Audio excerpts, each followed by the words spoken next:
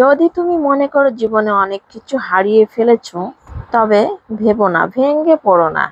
সময় ঠিকই আসবে, আবার চলেও যাবে। হয়তো সময়ের অপেক্ষা করতে হবে। হ্যালো এভরিওয়ান, আসসালামু আলাইকুম। বিউটিস লাইফস্টাইল থেকে সবাইকে স্বাগতম জানাচ্ছি। আজকের ভিডিওটি আমি সকাল থেকে শুরু করেছি। সকালে নাস্তাটা পরোটা, রুটি, তারপর সাথে আলু ভাজি ছিল, আর এখানে ডিম ভাজি দিয়ে সকালের নাস্তাটা শেষ করেছি। তারপর তো একটু তরমুজ কেটে খেলাম আমরা সবাই মিলে। আর এই গরমের একটু তরমুজ যদি কেটে খাওয়া হয় আর ঠান্ডা ঠান্ডা, খুবই ভালো লাগে, মনটাও ঠান্ডা হয়ে যায়। আর তরমুজের নাম তো দেয়া হয়েছে মধু। আসলে এই মধুর মতো মানে বুকটা ঠান্ডা হয়ে যায়। আর গরমে যদি একটু শরবত করে খাওয়া যায় তাহলে তো আরো বেশি দিলটা ঠান্ডা হয়ে যায়। ভিডিওর টাইটেলে বলেছি, যদি তুমি মনে করো জীবনে অনেক কিছু হারিয়ে ফেলেছো, তবে মনে রাখো তুমি যা কিছু হারিয়ে ফেলবে এক সময় সবই ঠিক হয়ে যাবে ইনশাল্লাহ। সমস্যা আসবে, আবার চলেও যাবে, হয়তো সময়ের অপেক্ষা করতে হবে। কারণ মনে রাখো, গাছেরাও তাদের পাতা হারায় প্রতি বছর, তবুও দাঁড়িয়ে থাকে আগামী শুভ দিনের অপেক্ষায়। হ্যাঁ, ঠিক তাই।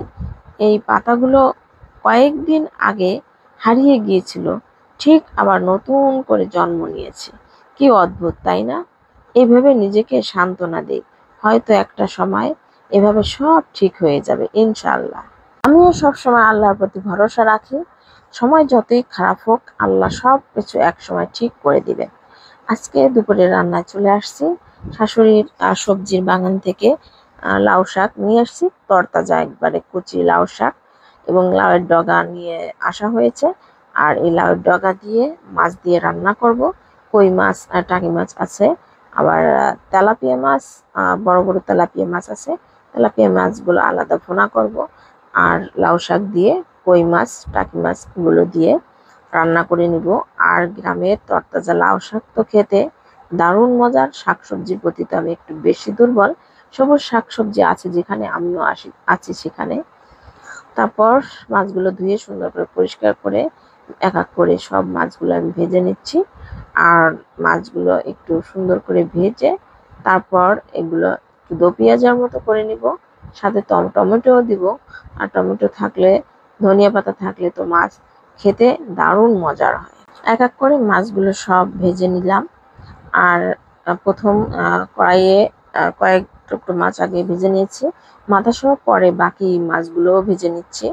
আর তেলাপিয়া মাছ ভাজি তো বাচ্চারা একটু খেতে বেশি পছন্দ করে, কেউ ভাজি খাবে আবার কেউ ভুনা খাবে। সাথে কই মাছ আর টাকি মাছগুলোও ভেজে নিলাম।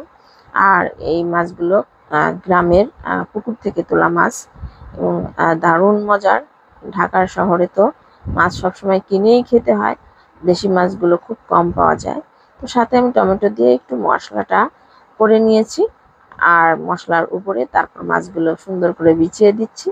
আর এখানে প্যানটা একটু ছোট ছিল মাছের তুলনায়, মাছগুলো বেশি হয়ে গিয়েছে, তো একবারে ধনিয়া পাতা দিয়ে একটু উল্টে পাল্টে তারপরে একটা গামলার মধ্যে আমি মাছগুলো নামিয়ে নেব।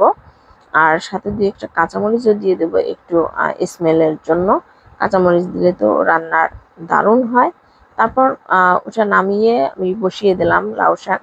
লাউ শাক রান্না করার জন্য পেঁয়াজটা একটু ভাজি করে নিচ্ছি। আর এদিক দিয়ে আমার ছেলে আলবির জন্য লাউ পাতার একটা বড়া ভাজি করে নেব, ময়দা মশলা দিয়ে মেখে রেখেছি। আর অন্যদিকে আমি মশলা কষিয়ে তারপর লাউ শাকগুলো রান্না করে নিব। আর এখানে কিচেন রুমের যদিও একটু খোলামেলা জায়গায়, তারপর মানে আলোটা অত সুন্দর আসছে না। আসলে বাসায় ভিডিও করি, সেখানে একরকম, এখানে আর এক রকমের। যাই হোক, যদি যেহেতু আমার এই পেজটা নতুন পেজ, আর যারা আমার ডেইলি লাইফস্টাইল গুলো দেখেন, আর যদি ভালো লেগে থাকে লাইক কমেন্ট শেয়ার করে পাশে থাকবেন। আর সবাই সাপোর্ট পেলে আমি হয়তো পেজটা আস্তে আস্তে বড় করতে পারবো। তারপর তো আমার লাউ শাক রান্না প্রায় হয়ে গিয়েছে। এই পর্যায়ে আমি কষিয়ে রাখা মাছগুলো দিয়ে দেব। আর অন্যদিকে আমার ছেলের জন্য লাউ পাতার বড়াগুলো ভেজে নিচ্ছি। সবাইকে অনেক ধন্যবাদ, আজ বিদায় নিচ্ছি, আল্লাহ হাফেজ।